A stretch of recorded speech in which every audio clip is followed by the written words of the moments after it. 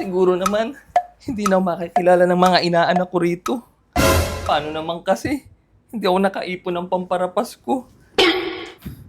Sa halip kasi na pamparapas kong ipunin ko, puro parcel ang naipon ko. Kaya ngayon, disguise muna. Mami, saan ka pupunta? Anak, huwag kang maingay ha. Pag may dumating na tao, huwag mo sabihin, narito ako ha, alis muna ako. O kaya pag may tumawag, magpanggap kang aso. Tumahol ka na lang. Paano bang tahol ng aso? Sige ha, alis muna ako ha. Go.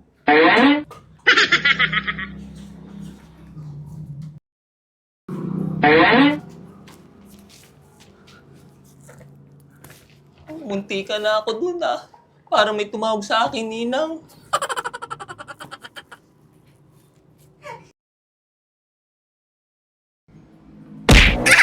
Ay!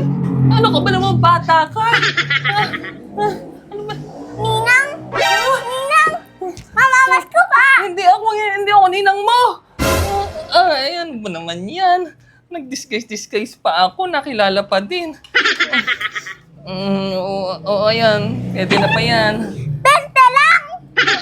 Okay na yan. Hala, mamasko pa doon, mamasko na doon. Ano ba naman yan? Nakilala pa rin ako.